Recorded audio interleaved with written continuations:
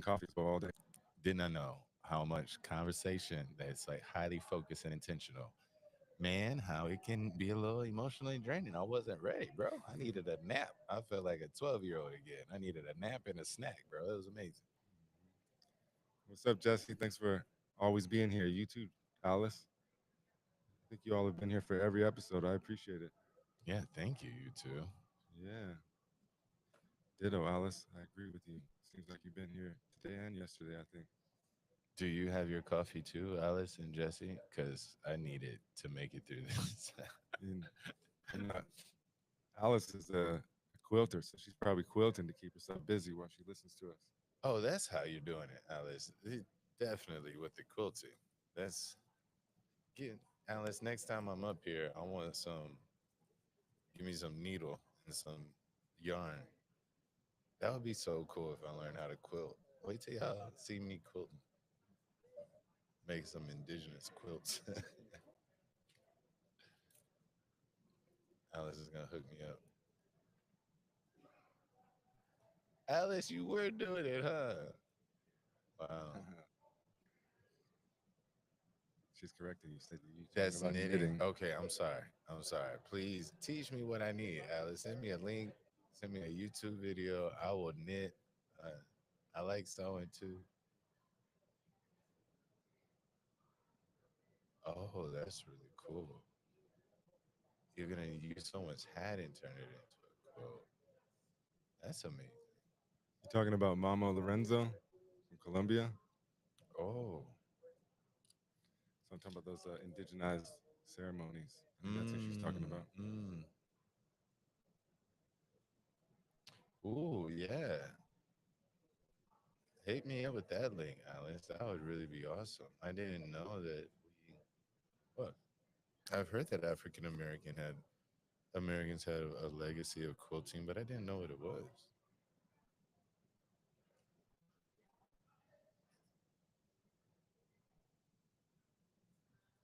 What's going on, man? How you doing? How you doing? Mm, mm. Alice is like the knitting plug. She got the history. I need some of that. The arts are so amazing. Alice and Jesse, you guys have been watching us all morning. What have you thought about the the chat so far? Oh, that's how you meditate, Alice? Yeah. Hey, what's up, Mel? Glad you can make it. Is that Melly Mel or just regular Mel? It's Mel. I only see her once every few months, but when she shows up, Oh, she's got something really good to say. uh-oh. I'm ready. I'm ready for Mel. Yeah, here we go. Nice.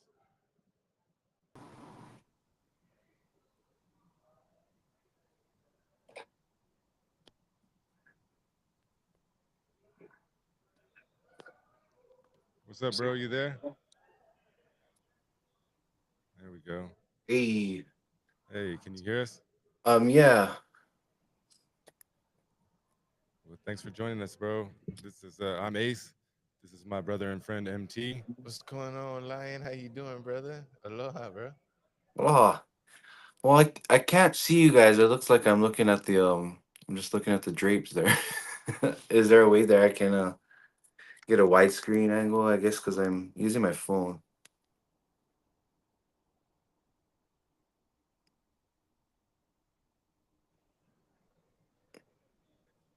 There, looks like you're back. Can you hear us? Are we freezing up for you? Um, I hear you now. Awesome. Okay. Yeah. So the internet's been terrible here, so we'll just have to roll with it. Okay, It might freeze up a little bit. Um, okay. Well, welcome to another episode of the Revolutionary Social Work Podcast. We're here live in Chicago at the NASW conference, and I'm very happy to be joined by Ryan Rodriguez, aka Lion Fire. And if you've ever been cruising around Honolulu or somewhere in Hawaii listening to Island 98.5, you surely heard some of his music. So, how you doing today, bro? Where are you at in the islands right now? I live out in Kaava. Oh yeah. So that's the northeastern side. around Kualoa.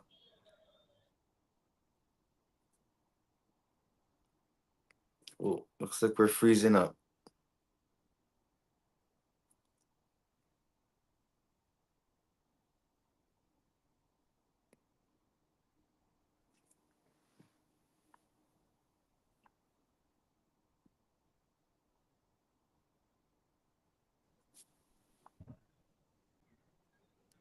Sorry, we lost you again. Oh, shucks. We'll do what we can do. Well, hey man, the reason that we wanted to invite you on the podcast is uh, mostly for because me and my family been jamming out to one of your most recent songs, the Royal Vibes, and it reminds me of another song called "Music Is Like Farming," and Hmm, in my family we take lyrics very seriously. You know what I mean? We feel like if you plant good seed, then you're gonna reap good rewards. And I feel like music is like that. And so I just wanted to say much respect to you for the music that you put out and putting out conscious lyrics and not Thank just you. some BS like many other musicians do. So big Thank you. yeah. Well, my family wanted to ask you some questions first, and they couldn't be here. But if it's all right with you, I'm just going to play their questions for you, if that's cool. Absolutely. Yeah, this first one is from Aaliyah. Alia? Aaliyah. I really, really like your song "Will Love." And I had a question for you about your song. How did you come up with the beat? It's a really cool beat. Hope you answer my question. Bye. See you sometime. You're so sweet. So, the way I create music, I do it in several different ways. Sometimes I start from the ground up, which would be I would sit on an instrument, mostly the piano. That's if I'm creating it from the beat up. But nowadays, I've been working with a lot of producers, so they will actually have a rhythm or a beat already made, and they'll introduce it to me. And then if I catch a vibe, then I catch a vibe. um, Sometimes I'll sit on beats for a long time, and then some inspiration will come, and then the lyrics will come, melody will come, and boom, I'm writing something. Um, I think with that particular track, I think she's referring to Hawaiian Air, the song called Hawaiian Air. The rhythm was on the Real Life Rhythm. I believe that was by Mighty Crown. They're from Japan. A big sound system, big production crew from Japan. Um, but yeah, I mean, I was stoked to do that collaboration with that. That's how that one came about. So when I heard that rhythm, I kind of knew what I wanted to do, and by request of the producers, Sammy T from Mighty Crown, he wanted to get a song out of me that was kind of like taking a ride around the island. Hmm. So that's what that song is about. Just kind of taking a coastal drive over our island and checking the sights and meeting the people. And of course, you always want to, for me at least, like I'd like people to catch the real vibe, the real sentiment of this place, of any place. I've been a stranger in many strange lands. I've toured all over, and I've always appreciated learning about the places that I'm in, and the hospitality. So um, in that song, without saying it, I'm saying, or I'm displaying a way that our visitors can be better visitors. When it looks like we're having a little reconnection issue. Yeah, just pop back on. Yeah, I appreciate you. I have a follow-up question to that too. I think it's one of the cool things about reggae with the rhythms that go around and you hear, the beat and you hear some different versions of songs about it. But what about, the many collaborations like on the recent one with Innovision? How do those usually come about? You got one person that has the idea and reaches out, or how do those collaborations usually come about? So that one, he reached out to me. He that rhythm was made by a producer and artist, Hoku Aki, um, and uh, Koa from Innovision. He wrote a hook, the Royal Vibes hook, and he had two verses done already. So he just sent it to me and said, "Well, what do you think about this?" And I don't know. I caught the vibe and I already knew exactly what to do with it. Sometimes it's like that. If I get if someone sends me a beat or something that they're working on, I want to collaborate. If it's immediate, like there's this immediate chemistry. Like once I hear it, like the feeling is, oh, this is special. This is gonna be, this is gonna be good. And when I say good, I don't really mean in like monetarily or anything like that. I mean that something powerful and something moving is going to come out of it. And ultimately, that's always been my goal, is to create music that's somewhat timeless. Like 10 years down the line, if you hear that song, you wouldn't know if it came out yesterday or not. That's That's the joy of reggae music, and that's the joy of writing conscious lyrics. The world will always be in need of that. The world will always be in need of message, especially nowadays. But and that was I yeah, was blessed absolutely. to get that collaboration from Brother Core. um he hit me up, and um the one thing I did hear that I really wanted to change was our verse 2, because he was doing verse 1 and verse 2, and I was like, I don't want it to feel like I'm just jumping on for a verse. I really want it to feel like a vibe, like we're in a dance, we're in the dance hall, and we're passing the microphone between us. I want that vibe, that fun, that unity vibe. And I think we did that. I say, if you mind me singing a couple lines of your lyrics on verse 2, it would kind of give it that vibe, like we're passing the mic around. So it's little things like that, and the trust of the artist that's asking me to collaborate with, that really gives birth to these kinds of songs and these kinds of projects. Because some guys, they call me with just a certain intent, like, oh, lion, we want this type of lion fire. We don't want a singing one. We want someone with just fire. Like, we want you screaming on this track, and we want you from this verse, and we want you for this many lines. And then there's other people is like, here's a beat, tell me what you think, or here's a little hook, tell me what you think. You want to collaborate. So most of my collaborations are not with other artists, but with other producers. So they'll give me a rhythm and then I'll voice it up.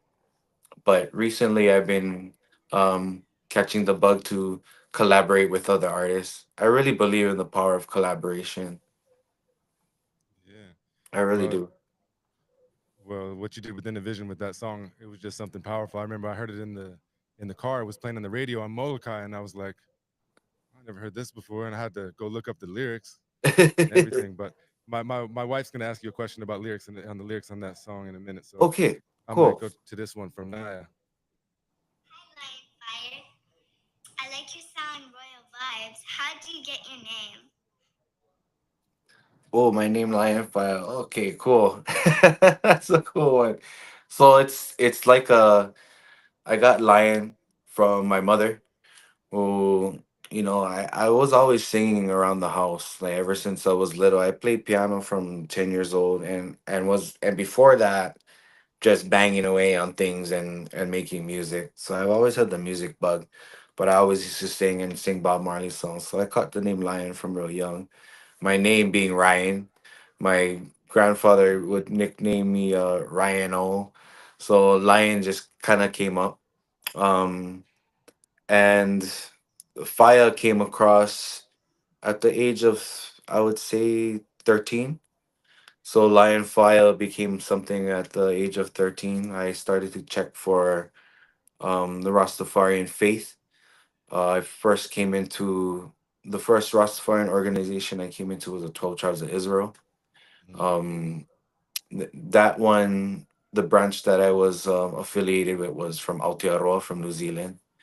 So I was kind of brought in by um, a Maori brethren, and that's where I got my first Bible at that age, from the 12 tribes of Israel.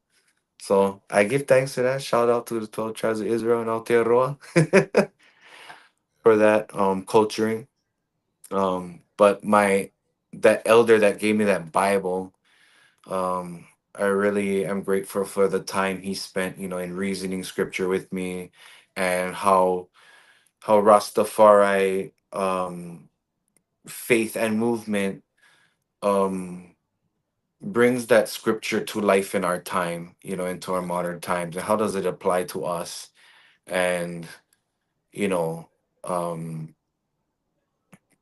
as a Hawaiian, genealogy is important, and anybody who reads scripture, genealogy is important in the scripture. And they'll talk about the whole bloodline of Christ and whatnot. So, Rastafari was something that recognizes the power of genealogy, and the genealogy of Haile Selassie being that going all the way back to King Solomon, and him being kin with Christ. I saw so much revelation in it, and it just made sense for me.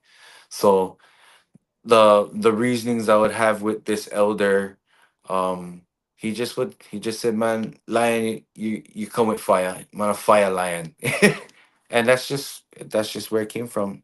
So I was blessed with the names. It wasn't like a something I chose for WWF or anything. Uh, it just popped you back on. Oh, sorry. No, not your fault. It's internet at the conference's fault. But one of the things that I appreciate about you too is that you're giving the shout out to Haile Selassie. Lots of people know like who Mussolini is that invaded Ethiopia back in the day, but only select people know about Haile Selassie or his speech at the League of Nations. Some people may know it through Bob Marley's song or whatnot. Hmm. But Rastafarians believe in the power of sound, right? They Mm. don't understand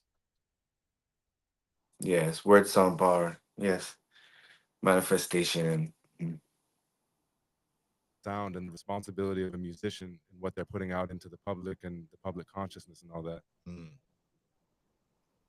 yes, definitely. Like, I know that anytime, or if there's a song that I've created and put out that I'm not proud of, it's because I had stepped out of my character, which is in alignment as a Rastaman, and in my alignment as a Pono Hawaiian.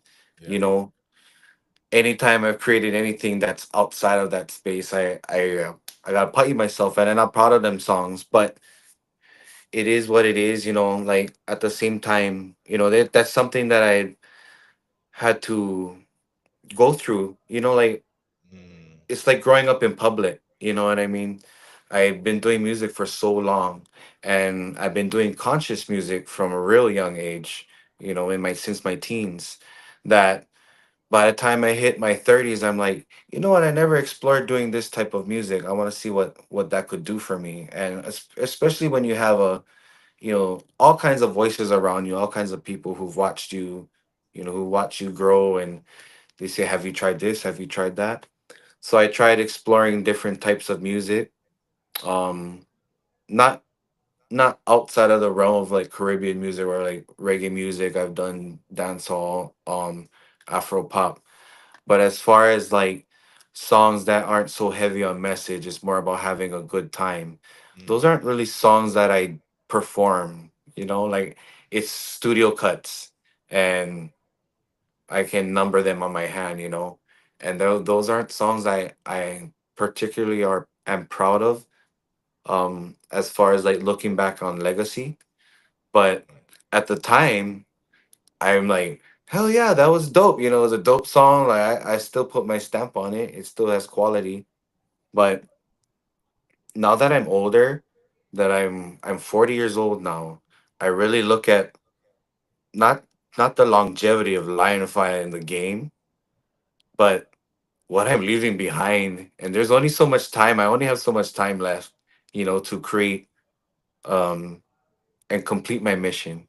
And I Mm. believe everyone has a mission inborn in you. If you know yourself, you will know your mission. And I know my mission, and definitely not proud of, those couple songs that I did that were outside of my mission. But I know it made some people happy. There's still something a bop to, you know what I mean? But my whole focus nowadays is definitely going towards stuff um that I'll always be proud of, something that um my children will be proud of, and that you can play for anybody from the baby to the old kupuna. So I think, like, um, that's an important space to be in, and I would hope that a lot of other artists would be catch that fever nowadays, because that's what our world needs. We have so much going on right now, so much tug of wars of ideology, so much wars going on, and not enough people are injecting goodness. There's so much fighting. People are out there being mean just to be mean. Like, I'm talking about online. People are just out there being mean just to be mean. Like, when was the world ever like that?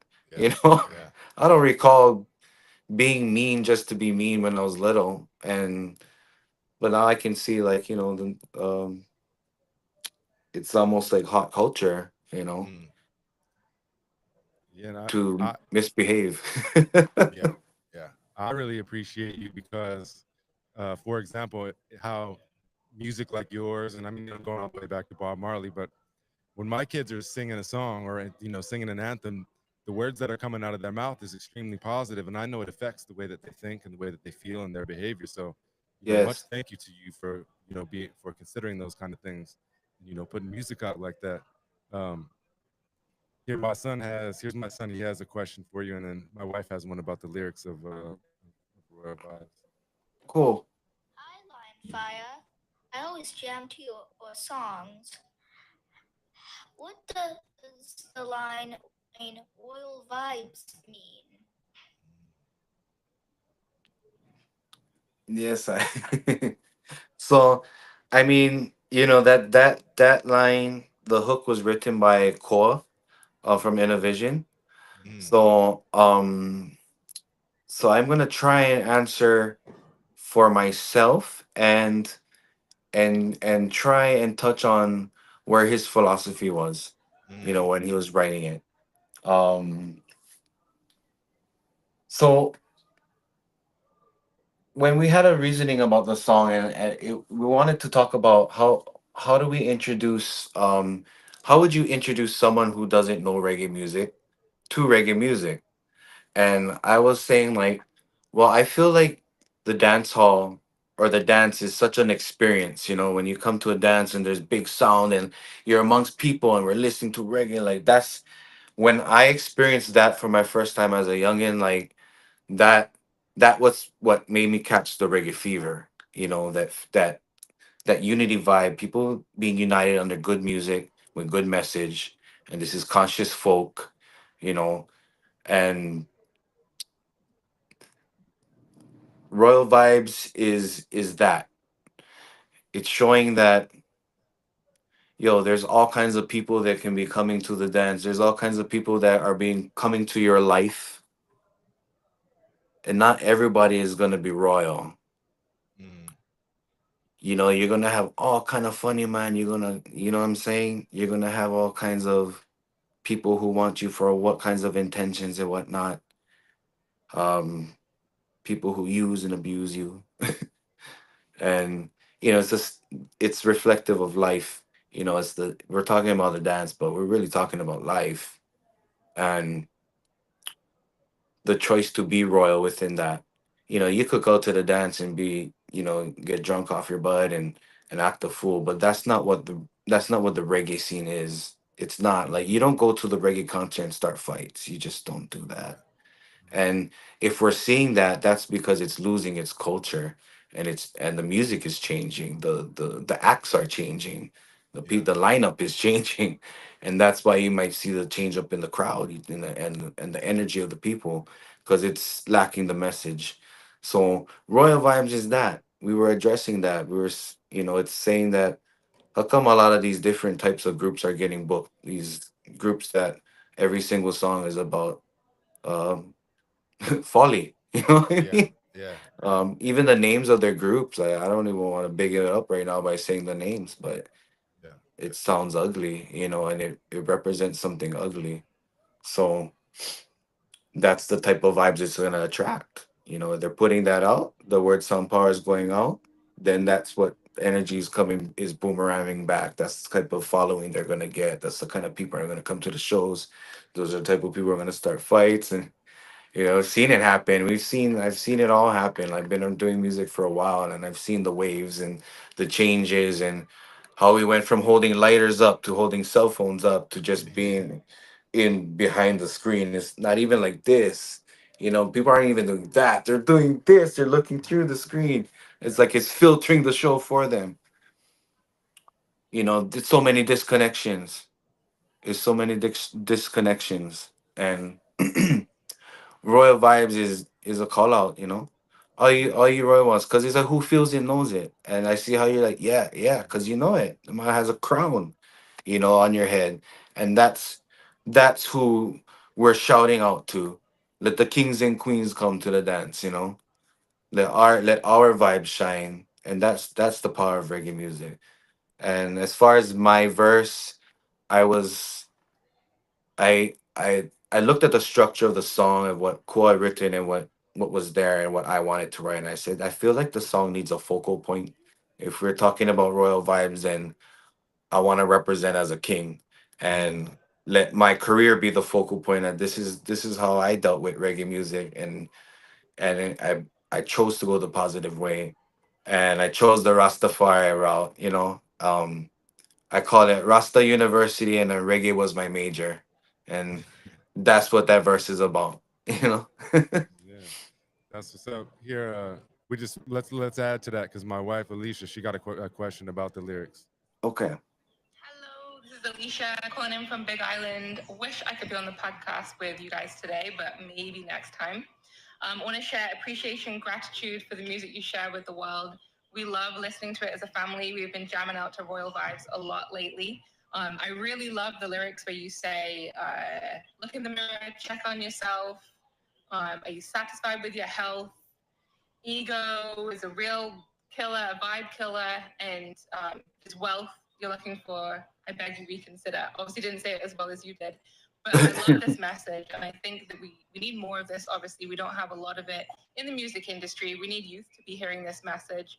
We're trying to share this message with revolutionary social work, wanting people to check on themselves so that they can be there for other people, for their community.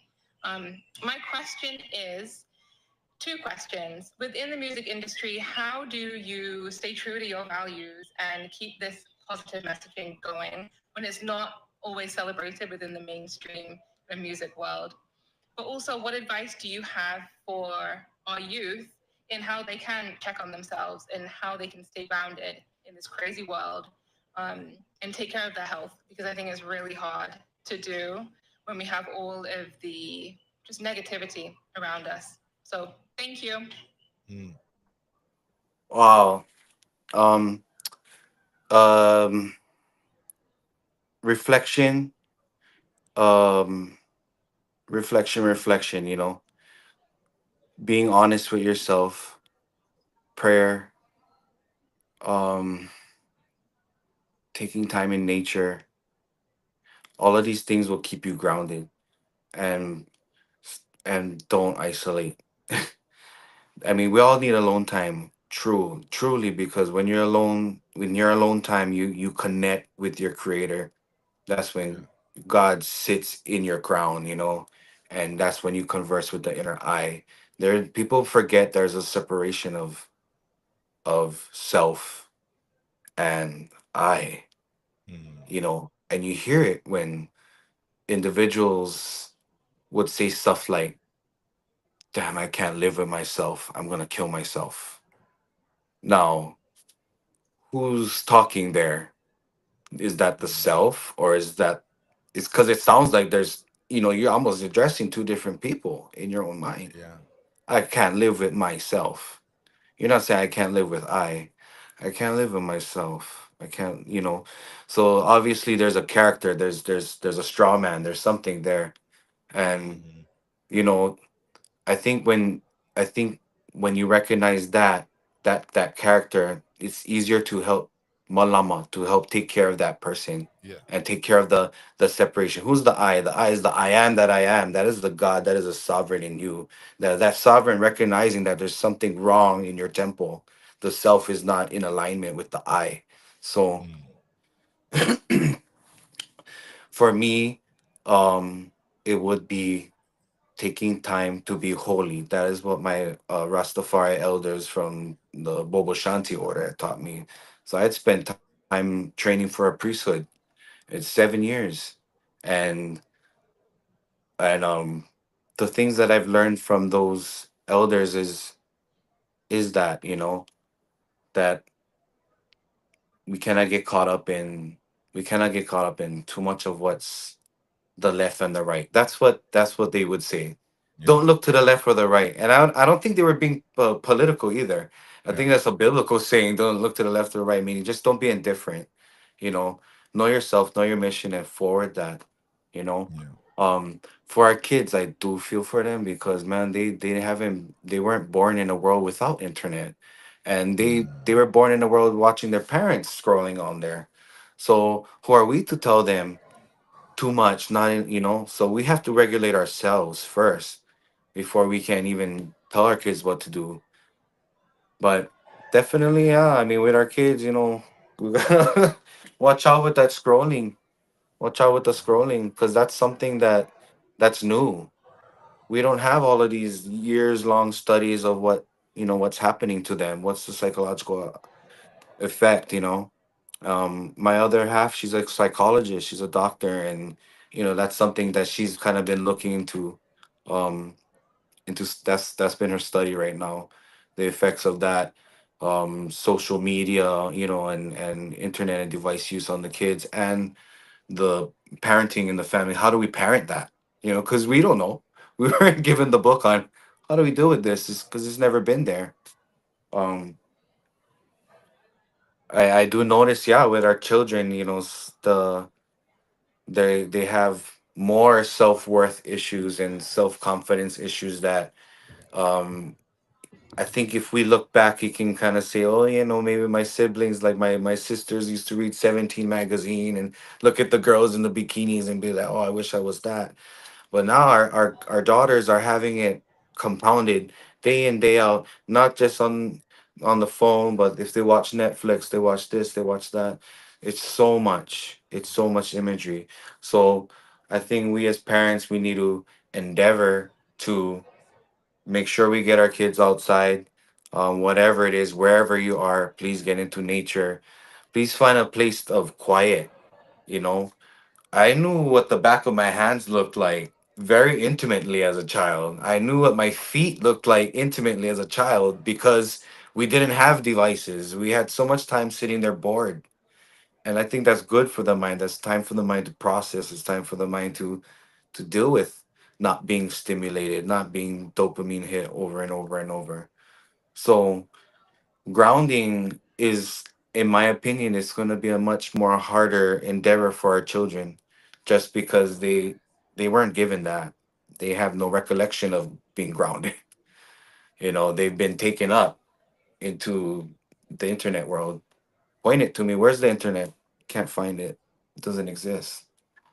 Not physically, at least. But so in this long rant that that I'm going about reflection, and the only time you can have reflection is when you're still. Think of the water. When the water is still and it's not moving, that's the most reflection you're going to get when you look at the still water. It's the same thing. We need to be still. And, me as a man of God, as a man of Jah, be still and know I'm God. That is my way of connecting to myself, my I, and my creator, and all around me. It's funny. In the stillness and in the quiet is the most connected you'll ever be with everyone. With Mhm. everyone. Yeah. Yeah, I really appreciate that you emphasize connection because that's what it does. All the scrolling, all the other stuff. It's connect. We're connected virtually to all these things, but we're disconnected from ourselves. We're disconnected from God. We're disconnected. Yes.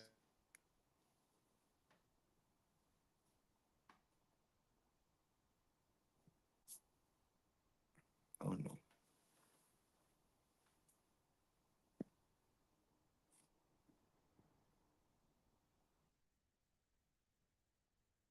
In some of your music videos and stuff. And I think we don't notice the negative symbology sometimes that's in the music, the TV, the movies that we see.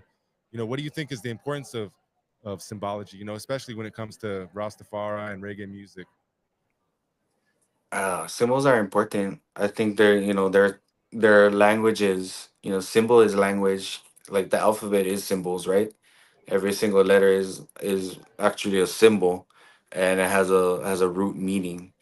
Um, to me, the symbols is important. Unfortunately, the meanings of symbols do get contorted over time.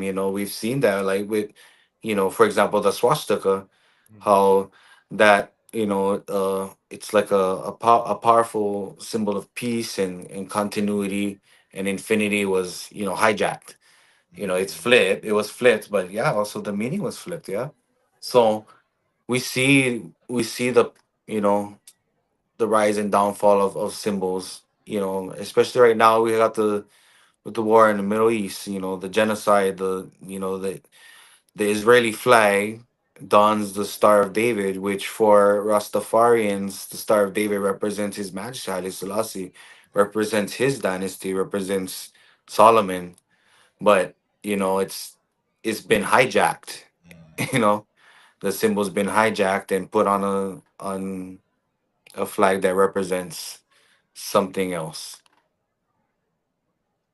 Um,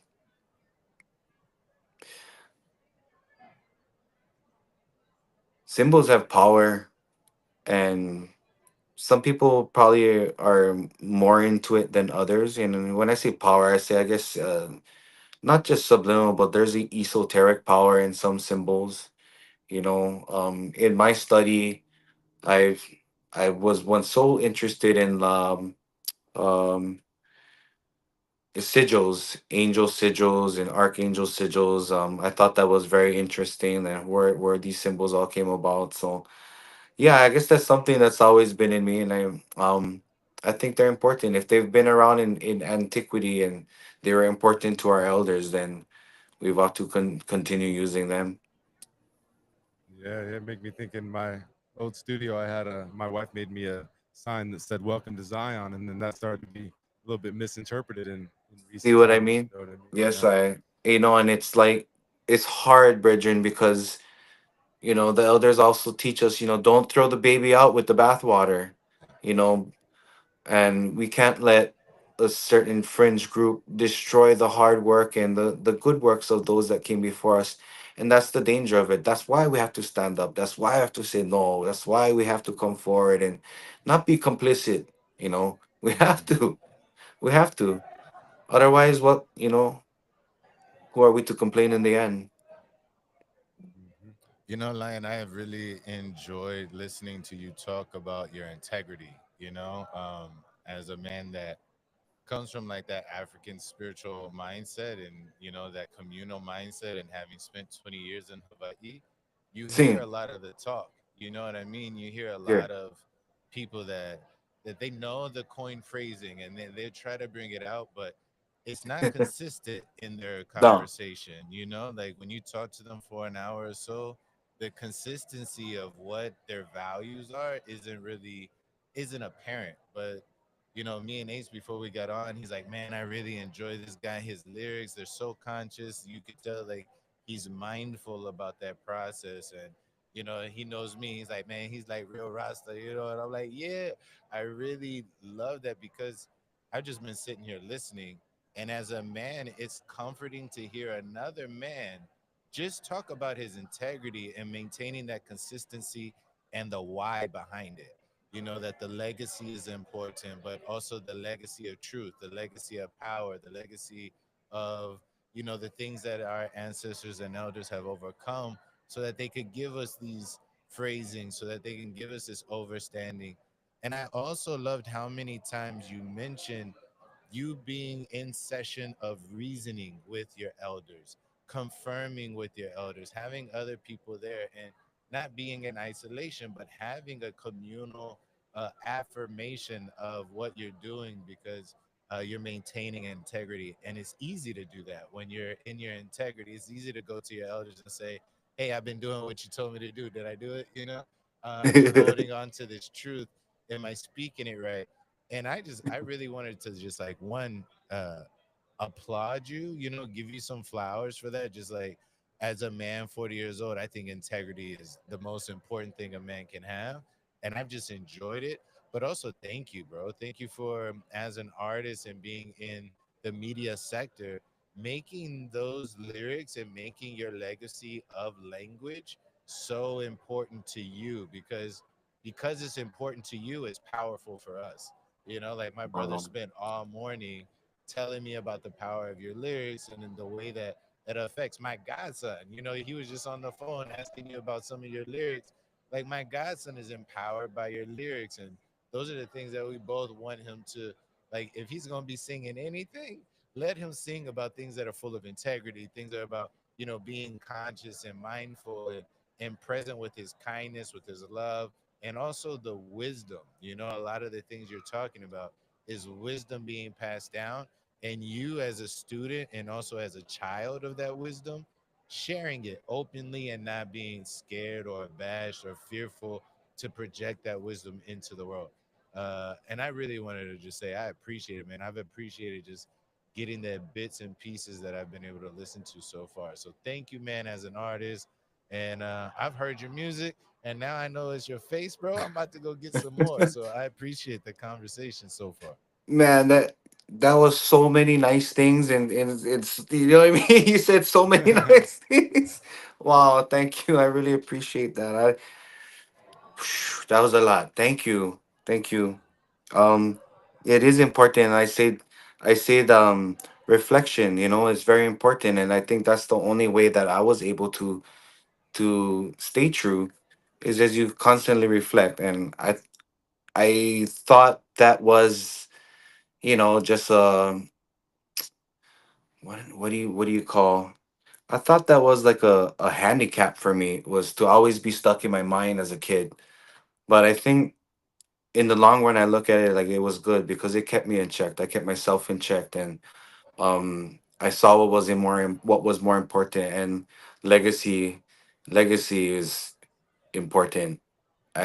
And without that reflection, I wouldn't have known that.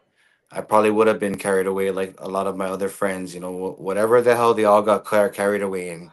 You know, our music community is very tight. Everyone knows each other. We all played with each other. And we've seen everyone come and go the way they did, and you see people make their money decisions, and they're doing very well, and but which is great. Who doesn't want to make a lot of money and go buy their mama house? Who doesn't want to do that? We all want to do that. But at what state? At what? We only have one shot at this life, and we have only one window in time to let our work stand and shine while we're here. No one's gonna write Lion Fire songs once Lion Fire walks with the ancestors. You know that my time will be up. So I'm trying to make it all last now. Try to put my works down now. And as a Hawaiian, our culture only survived because of oral tradition. We have an oral tradition. So if my tradition that I'm gonna pass down is full of blasphemy and full of whoremongering and whatnot, then Yeah. that's a waste of time. That's a waste of my whisper in time, because that's all we got is a whisper in time. Like, in scale to the universe and creation, shit, we're a blip, we're a blink. So I want my blink to be a really nice strong one that's filled with purpose, you know and the gaze of God. I just want that for people. Let people feel God through this music, because when I write, I pray to God. I ask God, what do you need of me? What do your people need? And some days nothing comes true, and some days he turns the faucet on and just boom, it just starts boom, boom, boom, boom, boom, like, Yeah. and it's done. It's butter. So I know that for me, the things that I do to stay grounded and to stay there, there's quite a lot. I take prayer very seriously. I'm in prayer at least an hour a day. Before it was a lot more. I do honor my Sabbath days. I but I'm not the type to I'm not forcing my religion on anyone. I don't make it a spectacle for my family. I don't make I'm not like that. This is my temple. and I just gotta make sure my tempo is good, you know, because my tempo puts out messages. So that's why I gotta stay conscious and stay true. And I try my best. Well, I'm going through the same world that we're all going through, Yeah. and I know that um I'm not the only one. And like that's such a, you know, that's a comfort to me that I know that there's other people who feel the Mm. same way and are doing the same thing with, as Rasta, we believe ourselves to be blood and fire angels. We believe we're angels, and we're in this flesh, and we got work to do. We got works to do, you know. And as a Ras, we always feel this urgency because we have our king with us. Our king is always going to be with us. Haile Selassie is with us. And I know the Christian man feels the same way, like that Jesus Mm. is with you. Um, we feel the same way. Christ is the same person to me. I feel that too. So try that's why I say I put God in my lyrics. I'm not necessarily saying God or saying Haile Selassie's name and everything, but his teaching is there, his moral is there, his peace should be there. And that's what I want to inject into my music, and let the people receive it how they receive it. You know? If the masses are looking for some cover song country stuff, they won't find it with me. But if you're looking for a little peace or a little bit of fire, you're gonna get it here. And that's my mission. I'm sticking to it. Well, I And appreciate you because that's what I'm looking for. I give thanks, man. I'm so thankful that there's a there's an ear that will listen. If there's ears to listen, I'll keep singing. Yeah.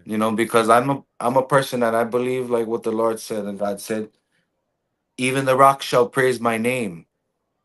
So, what I mean, a lot of the things that we deal with and the vanities that we push forward is all illusion, because in the end of ends and of all, even the rock shall praise his name. you know? So let's just be good about it. Let's leave goodness for our children. Let's leave goodness for the next generation. Man, look at Bob Marley. It's like he's still alive. Yeah. The man's He still is. alive. He is. For a He is lot of still alive. folks. And yeah, and definitely for a lot of the next generation. Um, like I've noticed, like I'll sing a Bob Marley song at a show.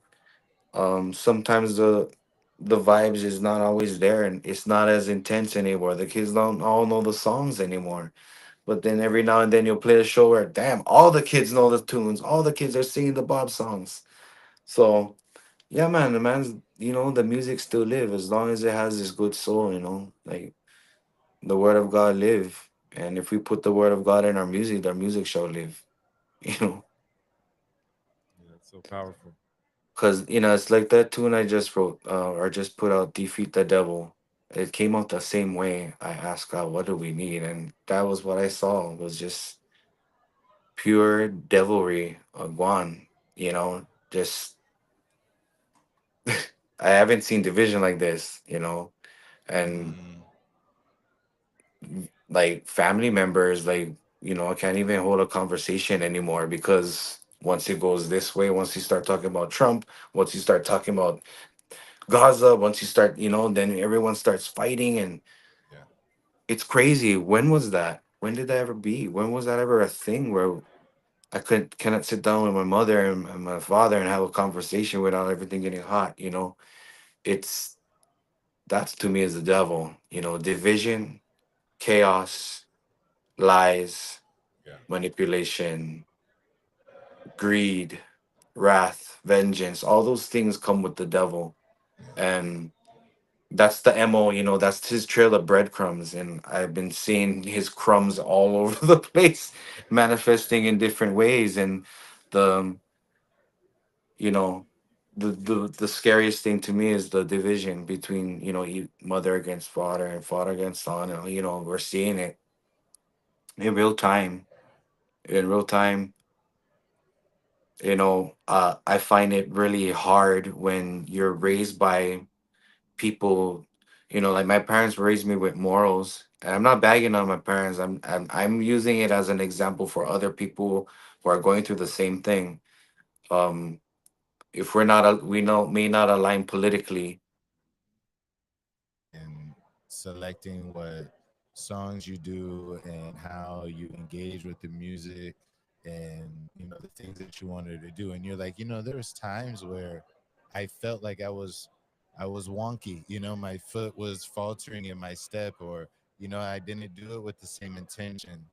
For me, Yeah. that works with a lot of men, having the grace to allow yourself to explore, to go out of your comfort zone, to try to put your step in a place that you've never stepped before. um, how did you navigate that? Like, as an artist, like you said, you grew up in public, so it wasn't like you got to do that step in a place where it wouldn't publicly serve someone or serve someone else, or even serve you in an inappropriate way or in a way that you didn't want. How did you give yourself that grace?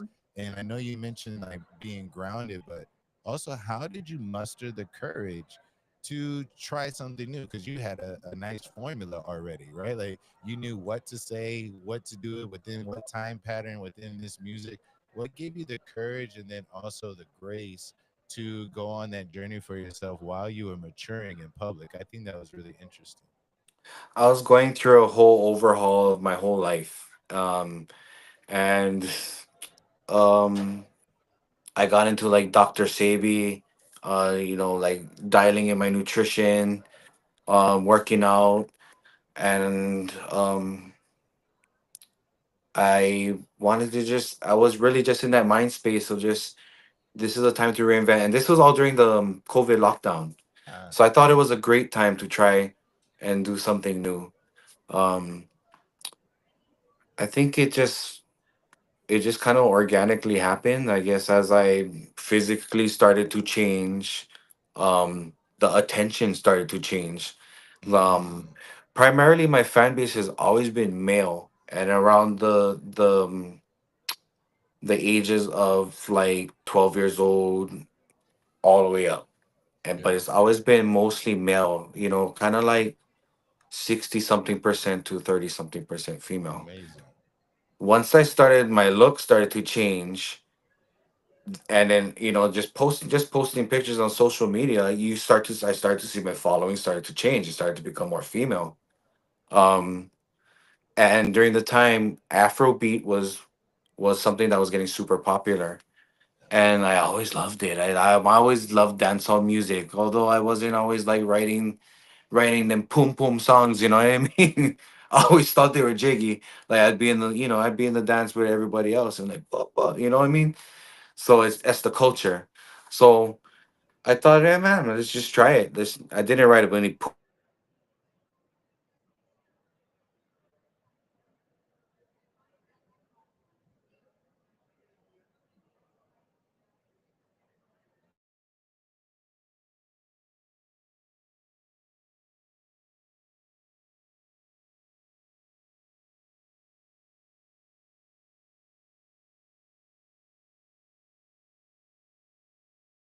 kind of a viral following within the young crowd. Mm, Also in South America, like, it was huge. I think overnight, maybe 3,000 followers, all looking like J Lo. It was a thing. So, but it wasn't me. Like, it was just something I could do. Like, as an artist, yeah, it's in my ability. That's where I was at. I mm, wanted to stretch the envelope of my abilities and see. Let me create this. Let me see if I can do it, and let's see what happens. It was a reinvent, but after I did it, I got this huge online response. But once I take it to the stage, I wasn't comfortable doing it at all. At all. mm. Like 0%. I just don't, and I still don't want to do it. Like, if they want it, like, if the client or whoever hired me wants the tune, I'll play the intro and sing the first line and then pull up, and that's it. That's it. Yeah, Because I have to be true to myself. I don't ever want to stand up there and feel like, what the fuck? What am right. I doing? You know what I'm saying? What am I doing? Why am I here? Because that, like I said, reflection, and the whole reason to reflect is to be honest with yourself, and to keep, oh, the whole not the whole point of reflecting, but the process of reflecting is to be honest. You know, that's what reflection demands. You got to be honest with yourself. And honestly, did I want to be this age singing those kind of songs? No. So I don't do it. I won't do it. I love that authenticity, bro. Like the ability to authentically express yourself in the exploration of a new thing, but then also to reflect on it and then be authentic and like, yep, I did it. I put all my energy in it. It was dope, but it's not what I want. So Yeah. like, you know, that's one of the things I love about like one of my ancestors I revere, Malcolm X, was like he was so Oh, strong in his thinking, but I then love once he Malcolm had a X. renewing of his mind, he was Yes, just as strong in that he thinking. did it. Yeah, you He's know, yes, he's I a loved it. shining example for all of Yeah, us. That like he was real. He yeah. was real. He wasn't a cog. Because a cog would Mm, just follow their ideals, their fundamental, and not see what God is putting in front of your eyes. yeah, God put something in front of his eyes at the Hajj, and yeah, that transformed him. You know, even through all the things he experienced in America, that was it. yeah, He yeah. was exposed to the world. He saw the world Mm, in one event. It was yeah. amazing. And that man, at the microphone that he is, he changed many. And that I see that kind of work within what we do as Mm, musicians. We have the microphone. We literally are writing speeches when we write songs. yeah. So we ought to endeavor to leave something of worth behind. And that's really a legacy of like reggae music. You know, like now I think in modern times it's changed, right? But from my education and relationship to it, like I didn't think it was reggae unless you spoke about three things. Like you only had three things you could talk about, and it was like God, your mama, and your wife. Like that was it, and everybody else was just love, you know. So like, I think that legacy of a clear message rooted in values, I think is really enriching. Knowing, seeing the changes that we're having in that environment, for you to be standing up and also to articulate, like as an artist we go through this reasoning within ourselves on what our values are, how we're projecting it, and for you to share it so openly. uh I don't know about the rest of the people. I was really encouraged to hear that you started with a fan base of 60% men, because I think so many men need to hear that. Like I think that's such, like that's powerful for me. You know, I'm a spiritual man as well, and you need to know that you can take a step out, that you can explore, that you can try, that you can evaluate it to not be exactly what you want, and it not diminish your integrity, it not diminish your legacy, but that it's a part of the transformative and evolutionary process of that masculine principle of sustainability, of strength, of growth.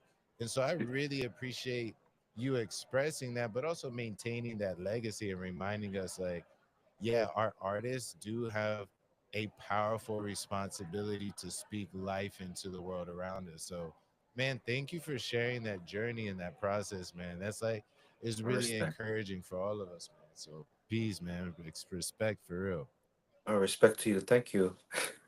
Thanks. There's a couple as a question and a comment in the chat that I want to get to real quick. Mel asks, and you kind of already touched on this a little bit, but Mel asks, how does your heritage influence your music and your message? My heritage. Ooh, I love this one. Especially like nowadays, when people talk about misappropriation and whatnot. Yeah.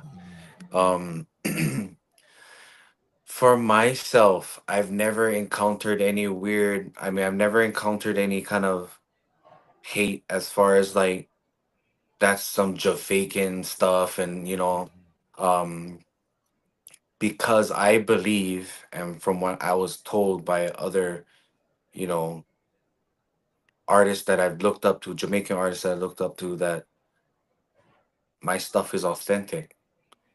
And being authentic is the key. So you can change your religion, you can change your political views, your what part you can choose. You can change your job, you can change your church, you can change your God. You cannot change what blood you got. You cannot change where you came from, what begat you. You can't change that. That is what you came with. So I, especially right now, I've been digging super deep into my Hawaiian heritage, and I don't mean um culture, because I got a lot of that, and there Mhm. I always will be learning new things. But recently, getting super deep into my genealogy, and I think I've always had a feeling of who I was and and where I came from, but it wasn't until I did my genealogy now I know exactly where Mm. I came from and who it was and what they did. So I know my bloodlines, I know my royal bloodlines, and I'm very fortunate that the connection that I made, I can now further that and study. I can study their lives and what they did, because they were all royal and high chiefs from all the Mhm. from Maui and the Big Island and the royal house of Alapai Nui. I come from the lineage of Umialiloa. So I'm lucky because I know who my ancestors are. I can really learn about who I am, not just as a Hawaiian, but who I am. Um, from my understanding of culture and the exchange of it and the appreciation or appropriation of culture, I look at it this way. um Say if I was going to learn karate, which comes from the Japanese, that's their culture. I would come at it with complete honor, with respect, with humility, humbleness, and I would learn and I would listen to sensei and I would learn the words. I'll do the bows and I would get my black belt and I would be at the highest degree. Because if I'm gonna endeavor to learn something, I will come with respect and mana and fire and do it with authenticity, so that those who are imparting that knowledge to me or that culture to me are say, I, yep, he learned in my house. Mhm. So when it comes to reggae, I did the same thing. I came with that intensity to like, I'm gonna study this stuff. I'm gonna study patois. I'm gonna study Jamaican culture. I studied Rastafari culture, and then until I realized I was a Rasta man, Yeah. and then I locked up my hair, and I was locked up and bearded for years, and I've endeavored to train in the priesthood with the Bobo Shanti Order, Ethiopia Africa Black International Congress, and I built a church on the Big Island. I've endeavored into it. I've immersed myself in it, and when I was doing that church work, I was doing weekly teleconferencing with the church elders on Bobo Hill up in Bow Bay, Jamaica, every week. And it's not just them. We had the priests from New York calling in, from Miami calling in. So I was connected, and all of these guys, most of these folks were Jamaicans or had those roots. So I I'm over there, Hawaiian boy, and I can understand the patois. Yeah. So I just learned it like anyone would learn any other language, because it really is another language. Yeah. There's so much slang. It's like way more than Hawaii pidgin to me. Like Jamaican patois is like, and just like in Hawaii, our pidgin is different from what side of the island you come from. Theirs is different too, from what province, what parish, what you're coming from, the country or the city. Like, people talk different. So I Yeah. got to learn a lot that way, culturally too. Hearing about, the old stories and the old the happenings of how the Rastafari movement became, the persecutions they were underneath the government, the massacres they've been through, all of it. And I've been so blessed to have been cultured in it, Mhm. from I don't know if you're familiar with artists like Sizzla Kalonji, Capleton. They all claim to be Bobo Shanti. They claim to be of the EABIC. So that's the church I was a part of. So the founder of this church, he founded this church in 1964. Um, King Emmanuel Charles Edwards. Um, he had passed in the 90s. He passed away in the 90s, but his widow, I was very, very blessed that she was the one who took me under her wing and Mm, she cultured me. And so I was hearing it from, you know, his wife, hearing the stories of how this happened and what was allowed, what wasn't allowed on the compound. And I got the word from the mouth. So for me, I've always had that in me. If I'm going to go and learn something, I'm going to go to the source. And I've been blessed that the doors were open for me to go there, because there are a lot of places on this planet where gatekeeping is real, that you shall not pass, you shall not enter, yeah. you don't have the right skin color, you don't have the, and for a lot of folks, they wouldn't be able to pass the gates I was able to pass. And Mm. I'm just very blessed and very humbled that I was allowed in, and I got to learn what I needed to learn. It And definitely comes still, from that approach, you know. Like I have a friend, Jimmy Yoon. He's like my best friend. We were in the military together, mhm, and he had that same mindset when it came to like Orisha and West African spirituality and understanding. yes, He was the same. He was like, "Oh no, I find value in this culture, so now I'm just gonna give myself to him." Now, if you ask him about it, he's like, "This is my worldview. This is the way I see the world, and my heritage adds to this worldview." You know, it's like it's not the other way around because he's like, "I've been born now into this culture. My whole life is surrounded by this ideology." And I love how you use, I think, really appropriate wording, right? Like you were accultured by these people and they did the same thing that we do to children. You teach them the language, you have to yes, be there, you have to be in that environment. And you have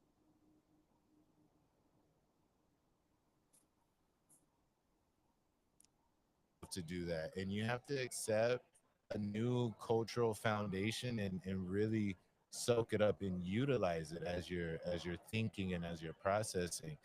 And you mentioned like not appropriating culture. And the reason why I wanted to bring it up is because being accultured is the exact way that you don't appropriate culture, right? The yeah, experience that you said was like, I came in, this is what I did. I gave myself to this culture and I allowed it to be given to me from the mouth. That's the way that we don't appropriate, is like through that humble expression and bowing that you did. So, yeah, you know, that was a really wonderfully placed thing about when we're engaging in cultures, we don't want to be educated. We want to be accultured. You know, we really want to be harnessed and raised and, you know, for that term again, malamad, right? Really nurtured, cared for, yes. and worked, you know, into that culture. So I appreciate that wording too, you know, and distincting and giving to a way to look at not appropriating culture, but actually becoming a part of that culture and becoming a representative of it. I think that was really well put, bro.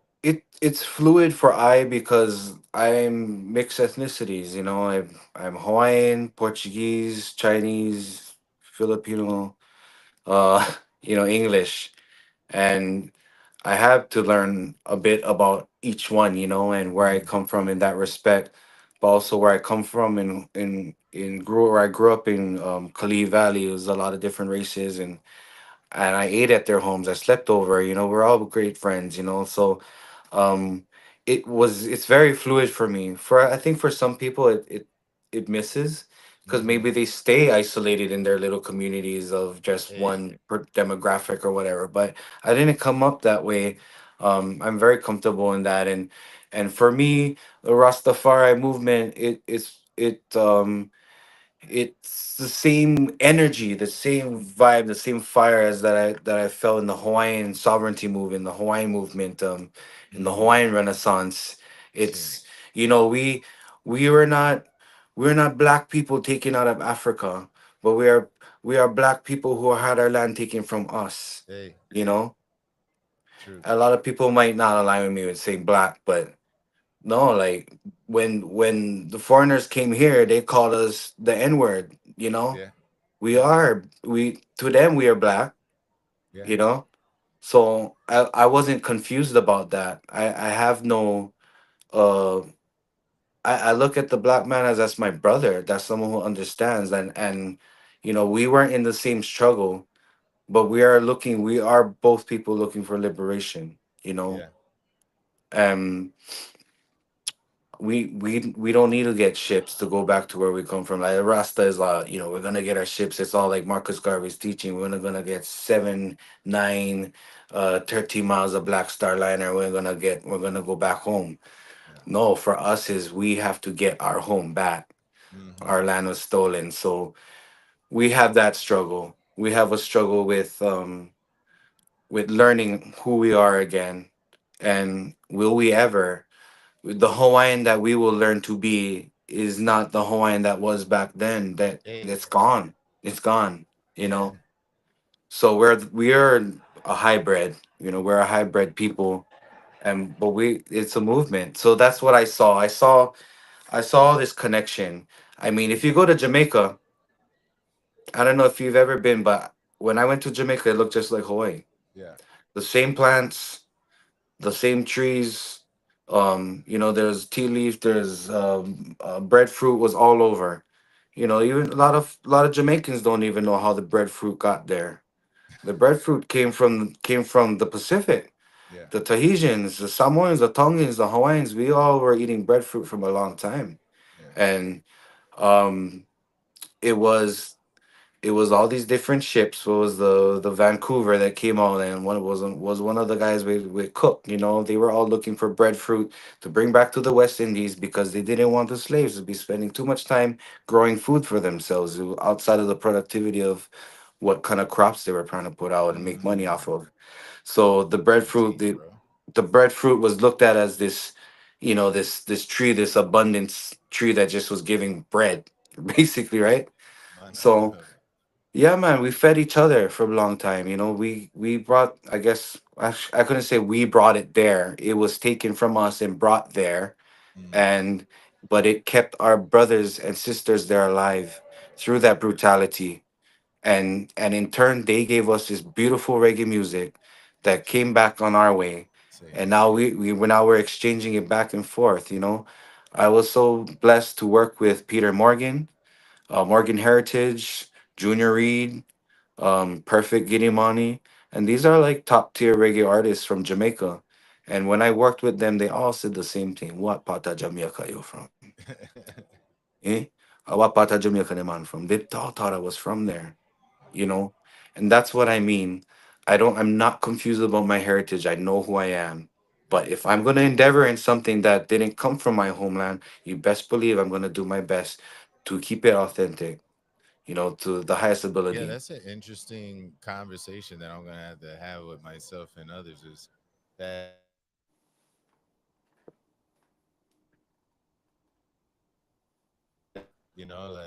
you're talking about like this heritage that you have, but then also this acculturation that you received and how it shaped you. Um, yeah, that's such a great topic. I think, especially in my community, like the Black American African community, that's something that we should really dive into. Like, what part of it is our heritage? What part of it's our culture? And what parts of that can we put into our identity that really empower us? That's really amazing. Yeah, that's phenomenal, bro. And that's really what my music is. Like I'm talking about Hawaiian stuff, I'm Hmm. talking about Hawaiian topics, some of it, and some is like global, but Yeah, a lot of it is Hawaiian topics, but I'm speaking in patois, yeah. and I'm doing it on some hard reggae, Hmm. um the reggae is the vehicle, and that's what they've all said, the elders within reggae music. They always say reggae are the vehicle for the message of Rastafari. Yeah. Well, the same thing, Rastafari lives within I. There's no separation of His Majesty from me. Hmm. Like I am a Rasta. No one can tell me you're not a Rasta, man. Yeah. What? I used to carry the locks. The locks is in my heart. Like no one knows the reason why I don't carry the locks anymore, except my close brethren. You know, and it's a deep personal thing. The locks. Carrying the locks and the beard. You know, it comes from the Bible, the book of Numbers, chapter 6, verse 5. All the days of my life I'm consecrated unto Yahweh. I shall let no razor come upon my head, and let my locks and the corners of my beard grow freely. So I mean, like, until the day of your vow unto Yahweh, your vow unto God is done, you're gonna let your hair grow long. And under that vow, you cannot do certain things. Like you cannot you can't touch a dead body. You know, even you can't go to a funeral even if it's for your mother. You know, Yeah. it really means you belong to God. You're married to God, and the locks is like your veil, the veil like a bride would wear at her wedding day. Yeah. So for me, I had that. I held that for a long time until my uncle had passed, and my uncle raised me as his like his son. And when he passed in my grandparents' house, and I was there, and he was face down on the ground, and um, I I didn't know what to do because I thought he was dead. Yeah. I didn't touch him because of my vow. Yeah. Like, I was that serious. You make a vow with God, you better take it serious. So I didn't touch him, but everything in me was like, touch him, flip him over, do the CPR, do something. I called 911, I called my mom, and the ambulance came. And later on, years later, my mom tells me that no, he was still alive. He died at the hospital. Mm-hmm. So that's something I carry, and because of that, I don't lie. I Mm-hmm. carry that in my heart because I made that decision for God. I chose God that day. So because of that, I don't lock anymore. Yeah. I Yeah. feel like I fulfilled that vow. You see what I Mm-hmm. mean?